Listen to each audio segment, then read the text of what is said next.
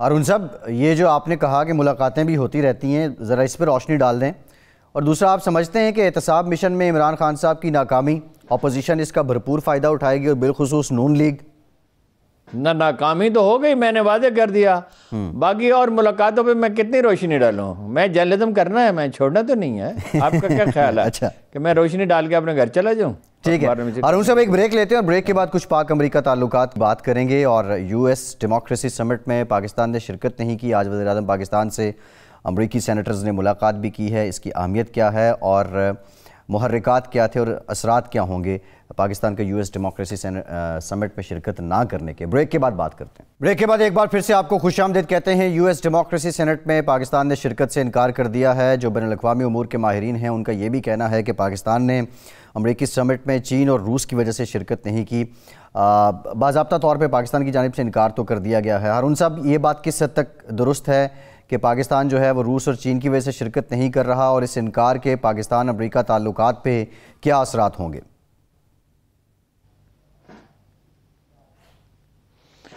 पहले वो मैं बात मुकम्मल कर लूँ सिंध वाली। देखिए, सिंध कार्ड भुट्टो साहब भी इस्तेमाल करते थे। सिंधी अखबारात का रिकॉर्ड निकाल के देखें। जरदारी साहब भी इस्तेमाल करते रहे, बिलावल भी करता है, मुराद अली शाह को इंतहाई मुतस्सब आदमी समझा जाता है।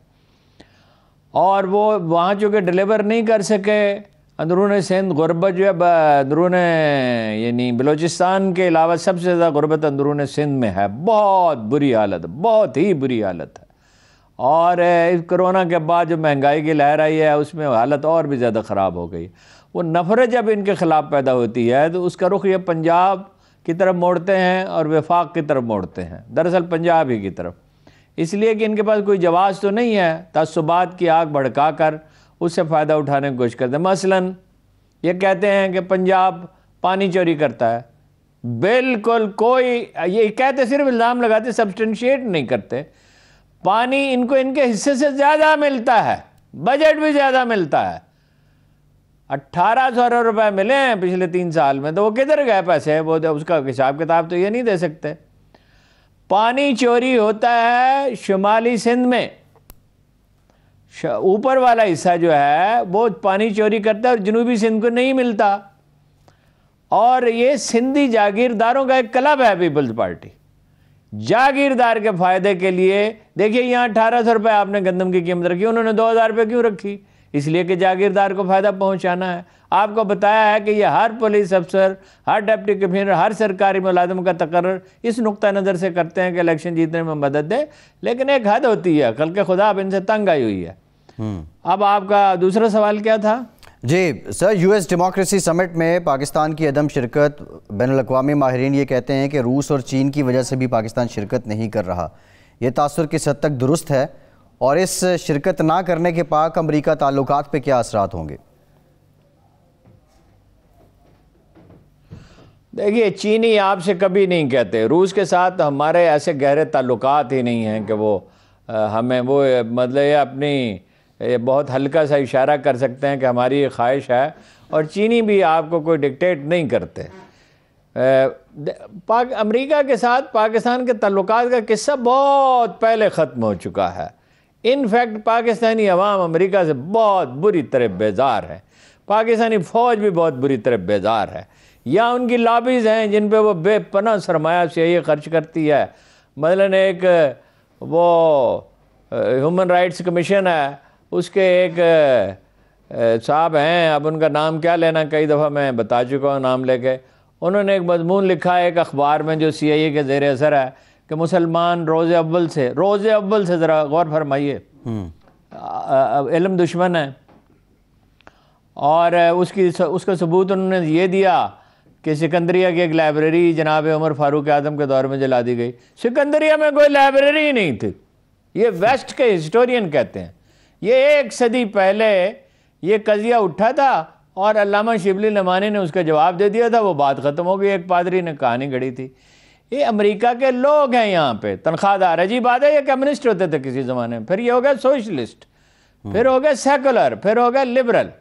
वो लाबी है, सिविल सर्विस में भी उनकी लाबी है। बच्चों को वो इंसेंटिव देते हैं बच्चों को तालीम देने के लिए और शहरियत देते हैं। इवन फ़ौज में भी वो अपना असर और रसूख बढ़ाने की कोशिश करते हैं, लेकिन वो किस्सा ख़त्म हो चुका है। अब मसला ये है कि आप माशी तौर पे तो अपने पाँव पे खड़े नहीं हुए, उसके लिए आपको टैक्स कलेक्शन की ज़रूरत है। वो उसकी जुर्रत किसी में है नहीं कि बिजनेसमैन से टैक्स वसूल करे, गरीब आदमी पे बोझ डालते हैं, कर्ज आपने लेना होता है। तो प्रैक्टिकली तो किस्सा ख़त्म हो चुका है। हाँ, हमारा झुकाव चीन की तरफ है, लेकिन पॉलिसी ये है कि आप किसी ब्लॉक का हिस्सा न बने। यही माकूलियत की बात है कि आप ब्लॉक का हिस्सा न बने। मेरी ज़ाती राय ये है कि निचली सतह की नुमाइंदगी होनी चाहिए थी। किसी मिनिस्टर को भेज देते या ना, वो तो भेजने की शायद ज़रूरत ही नहीं थी, एक अच्छी तकरीर लिख देते, उसमें इस्टेब्लिश करते हैं भाई आप तो असला बेचते हैं, आलूदगी फैलाते हैं दुनिया में और आप माहौलियात की तबाही के ज़िम्मेदार हैं, हम तो नहीं हैं। फिर ये कि ताइवान को एक तो रियासत वो तस्लीम ही नहीं करते, इसके बावजूद उसको इनवाइट किया है। इराक़ में बड़ी जमहूरियत है जी, तो अपना तुर्की में जमहूरियत नहीं है, अजीब व गरीब है। ये सारी बातें वहाँ जाके कहते, कोई अपॉर्चुनिटी ज़ाया नहीं की जाती। नतीजा इसका ये होगा, ये दाद तो खान साहब को मुल्क में बहुत मिलेगी, उनकी मकबूलियत में कुछ ना कुछ इजाफा होगा, चाहे वक्ती तौर पे होगे वो हो, लेकिन मेरा ज़ाती ख्याल ये है कि डिप्लोमेसी में ये नहीं किया जाता है, कोई अपॉर्चुनिटी कभी ज़ाया नहीं की जाती। ये बुनियादी उसूल है डिप्लोमेसी का।